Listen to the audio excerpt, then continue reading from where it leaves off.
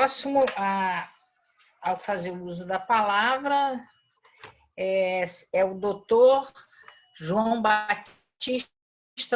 Palavra, doutor João Batista, 20 minutos, por favor. Uma boa noite.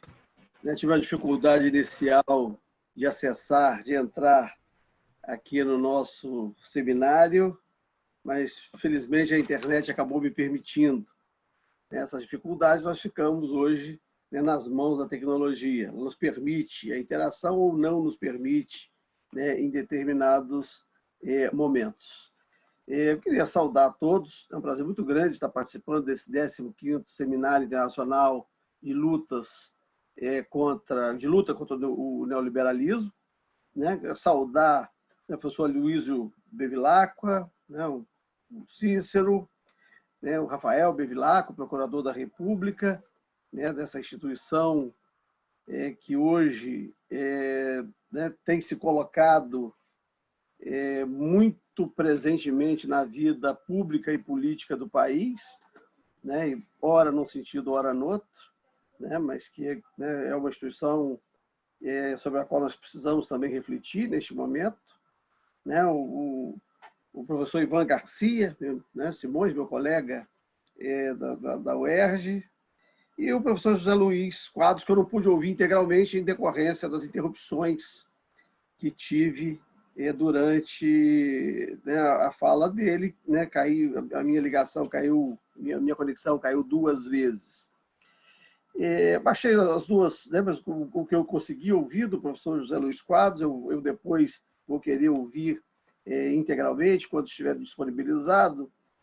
De alguma forma vem ao encontro do que nos trouxe o professor Ivan Garcia, e sobre algumas questões que eu pontuei aqui para a nossa reflexão.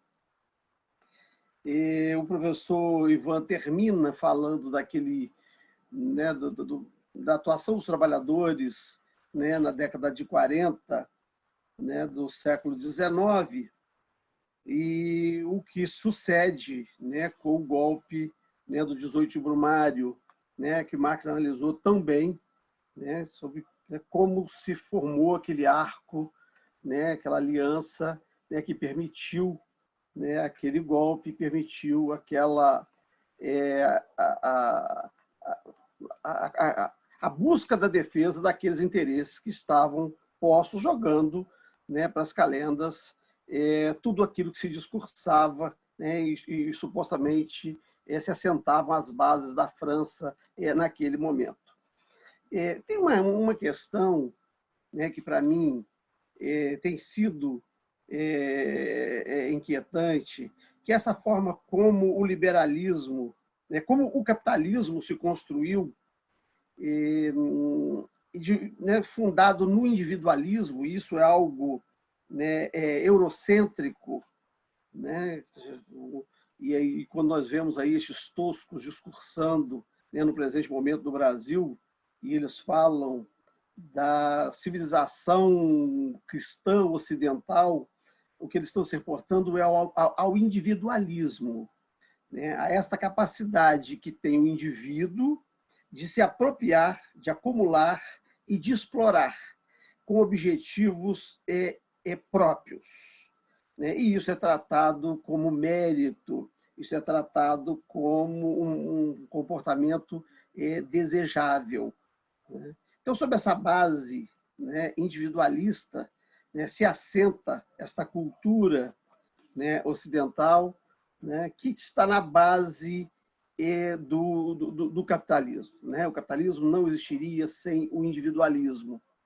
E o Brasil, desde o seu nascedouro, ele está fazendo parte disso.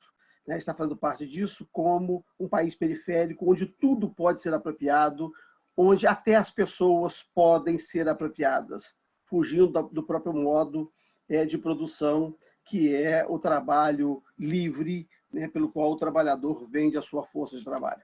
Na periferia, a própria pessoa se transforma em o capital morto, porque é uma forma é onde o capital também investe em pessoa, né, e transforma a pessoa em coisa, né?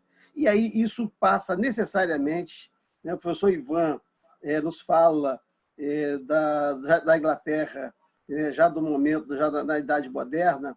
Eu quero me reportar à Inglaterra na sua origem, né? Ou pelo menos isso que nós conhecemos a Inglaterra hoje com a sua origem. A Inglaterra somente foi dominada uma vez, né, na sua história, que é no ano 1066, com Guilherme o Conquistador, e que dá origem, né, aquele país tal como ele está mais ou menos formatado, como ele foi mais ou menos formatado, não sem deixar, né, um pé, né, na Europa, né, que é Portugal. A história de Portugal está intimamente ligada ao surgimento da própria Inglaterra, né?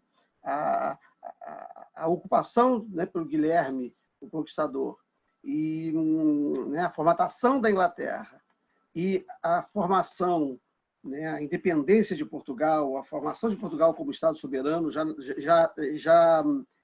nascendo centralizado numa Europa descentralizada, está intimamente relacionada.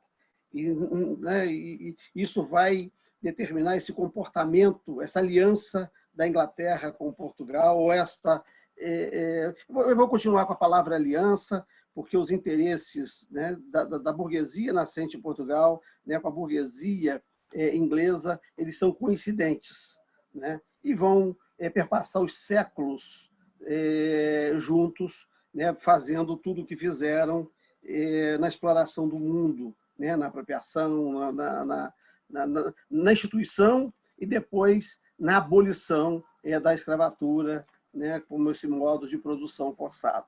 Então, o que nós temos, né, nesse modo de produção, né, que possibilitou o desenvolvimento das técnicas, possibilitou o aumento da produtividade, né, que é o sistema capitalista, esse sistema que dialeticamente se aperfeiçoou, né, nos últimos 300 anos, né, e que está passando por um processo muito acentuado de transformação no presente momento.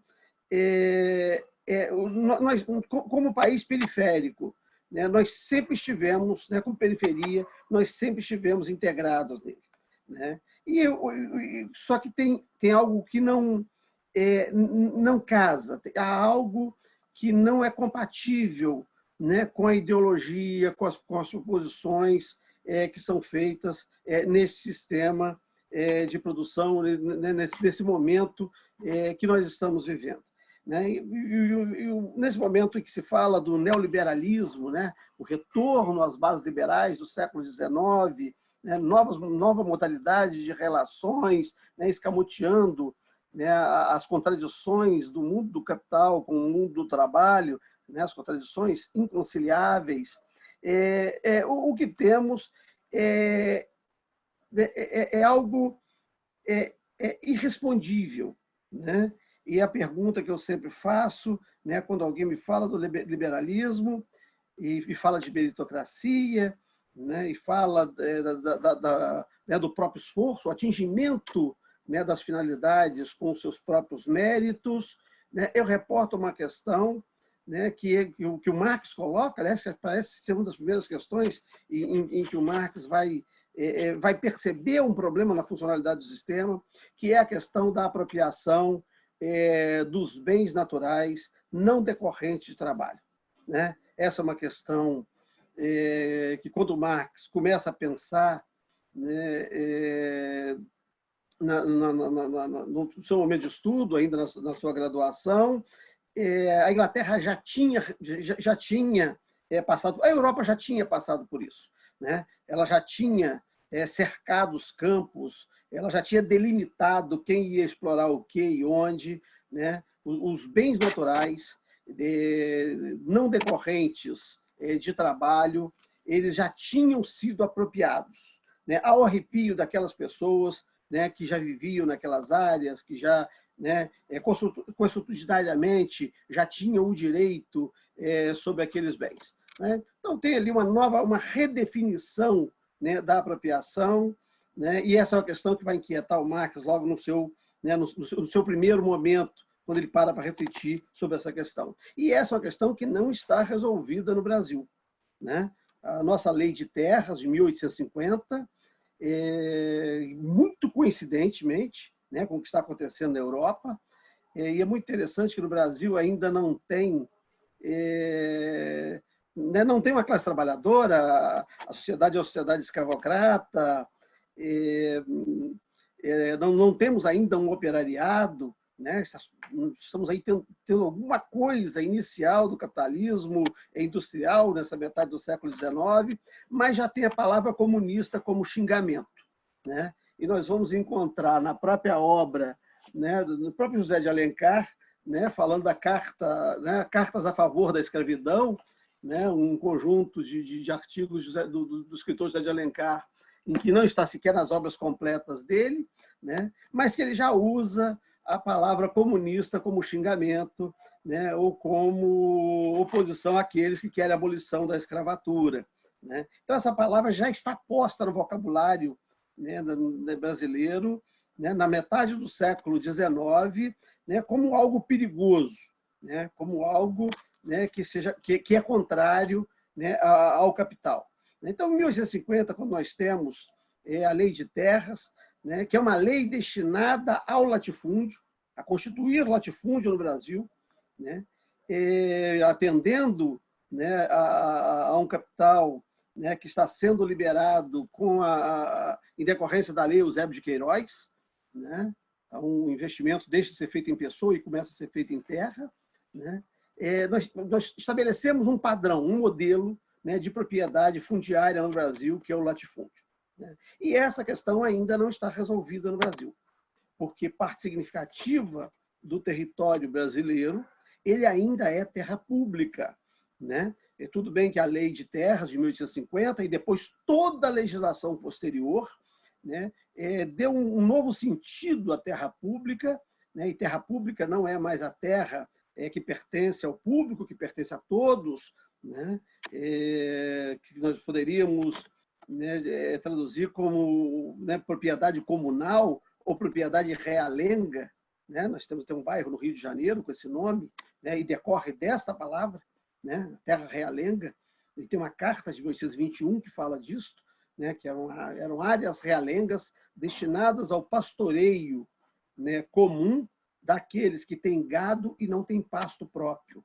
Então, mas a lei de 1850 institui, né, a terra privada, aquela que já foi transferida para o domínio privado, ou a terra pública, que é a terra estatal.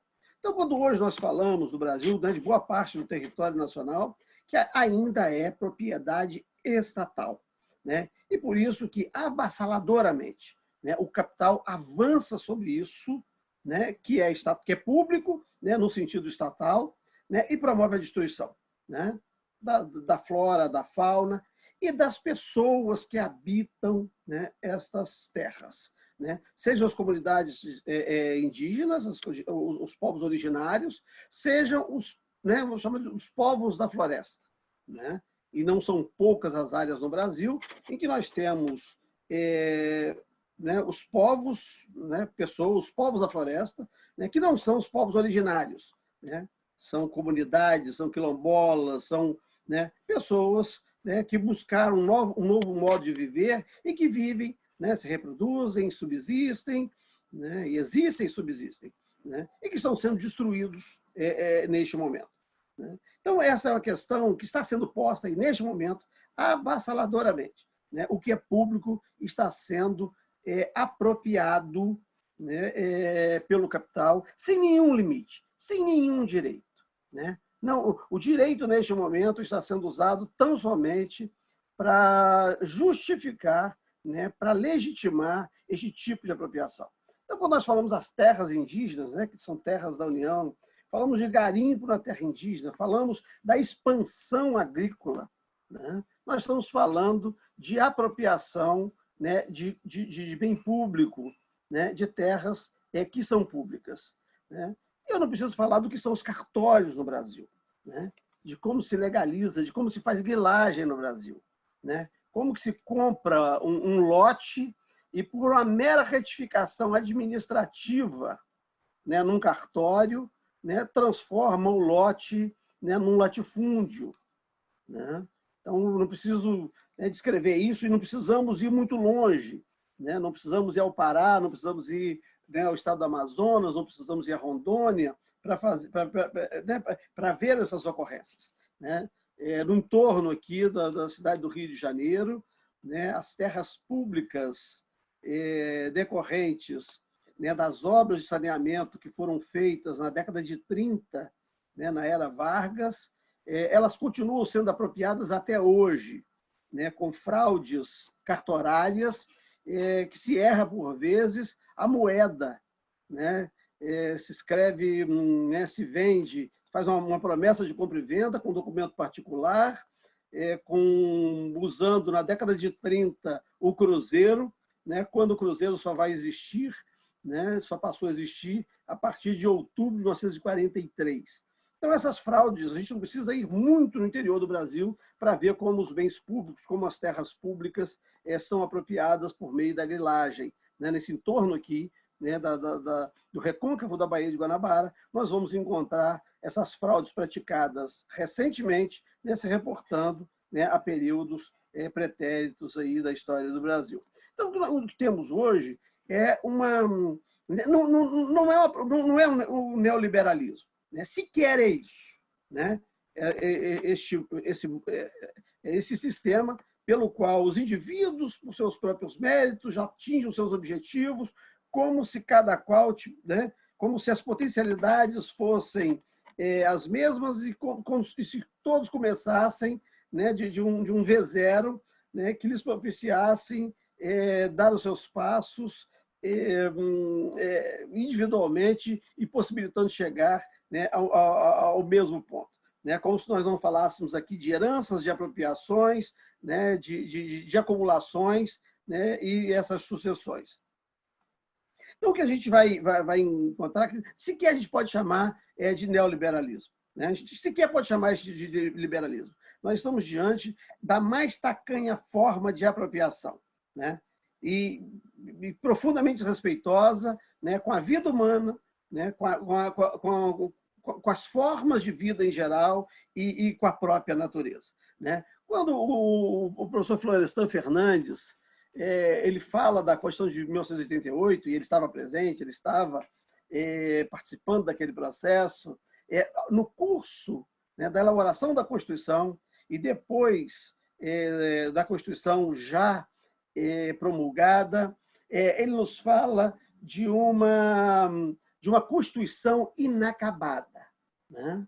Ele diz que aquele processo ali, a importância que tinha a Constituição de 1988 era grande, mas aquilo ali deveria ser tratado apenas como um começo, né? Porque aquela Constituição ela era inacabada. Né? Uma das propostas que ele fez, e que sequer foi considerado na Assembleia Nacional Constituinte, né, foi de que o Brasil fosse considerado um Estado plurinacional. Né? Eu não sei qual o tempo que eu tenho aí.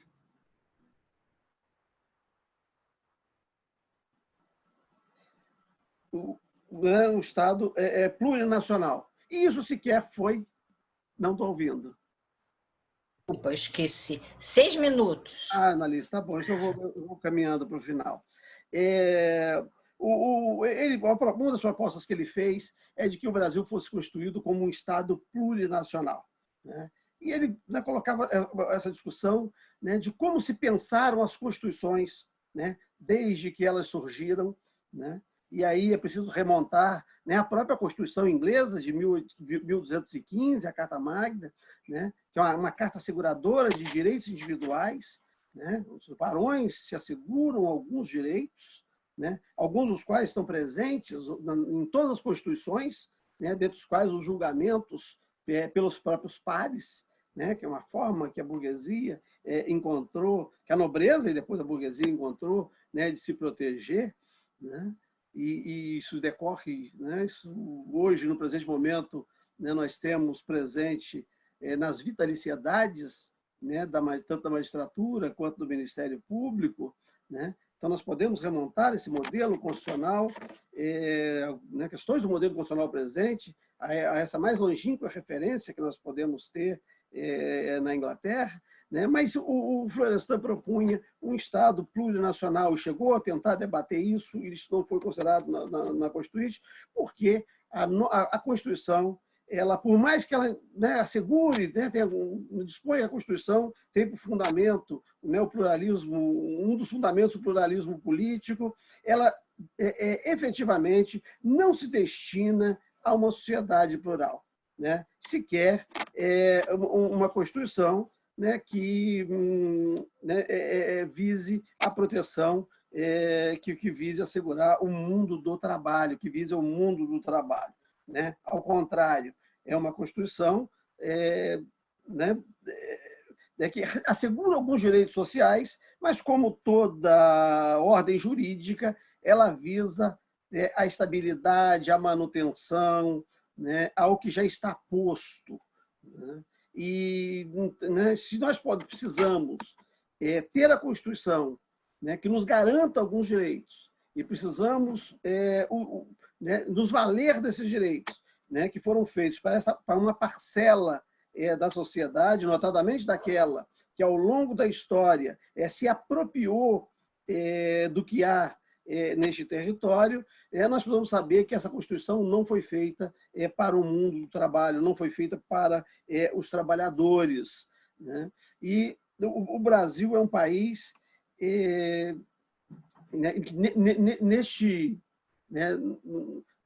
no mundo capitalista, ele sempre teve muita relevância, né, pela sua capacidade de fornecimento, né, de materiais, né, de mão de obra, né, dos recursos para o desenvolvimento, né, para a apropriação capitalista. E, para isso, né, foi muito importante no Brasil, né, a conformação, a busca, né, da formação, né, de uma opinião pública, ou a conformação, né, dos brasileiros, né, com esse sistema de exploração, né? E é isso também que nós estamos vivendo nesse momento, né, em que o império decadente, né, dos Estados Unidos, né, da América do Norte, tem essas interferências, ingerências tão acentuadas, né, no Brasil. E aí, né, os 29 anos, né, do Inverta, os 28 anos da distribuição do Grama, né, neste sescentenário, né, do Lenin, precisa ser relembrado, né? Porque quando tivemos a Revolução de 30, né, um jornal à noite, né, e o que veio depois a ser a Rádio Nacional, e que era de um grupo canadense presidido por Percival Facquat, né, foi nacionalizado, né, para que se pudesse ter uma comunicação entre os brasileiros. Um minuto. A TV Nacional... Um minuto. O que deveria ser a TV Nacional foi entregue, né, ao Roberto Marinho, que, embora não pudesse ter botado no ar, 6 anos depois, com dinheiro vindo dos Estados Unidos, do grupo Time Life, colocou a Globo no ar. Para a apropriação, né, das riquezas brasileiras, no Brasil, na década de 40, foi criado o Repórter Esso, né, que saiu do ar quando entrou no ar o Jornal Nacional, né? E, neste momento, nós temos em São Paulo, então, a Globo, né, nós podemos dizer que a Globo não apoiou o golpe, ela foi sócia, né, daquela empreitada em 1964. Né? E, terminando, né, quero rememorar esse acordo, né, lembrar esse acordo que acaba de ser feito do Ministério Público Federal com a Volkswagen, né, pela qual a Volkswagen vai indenizar, né, vai indenizar alguns trabalhadores e promover, destinar alguns recursos e algumas ações como reparação pela sua contribuição, né? Ele fala pela sua lealdade ao regime empresarial militar de 1964, que não é lealdade, né? É uma sociedade que foi feita, né, que instituiu a ditadura empresarial militar, porque o Estado foi colocado ao serviço mais tacanho de apropriação, né, contrário aos interesses, né, do povo brasileiro e do mundo do trabalho. É um prazer muito grande estar aqui, né? Quero parabenizar, né, os organizadores desse 15º Seminário Internacional de Luta contra o Neoliberalismo e parabenizar o Inverta, né, pelos seus 29 anos. Né? É fundamental que tenhamos, né, meios de comunicação, né, nessa nova era de comunicação, né, porque senão o que nos restará será a comunicação exclusivamente por meio dos algoritmos ou por meio daqueles que têm interesses muito específicos, né, e que não são os interesses do povo brasileiro e do mundo do trabalho. Muito obrigado, boa noite.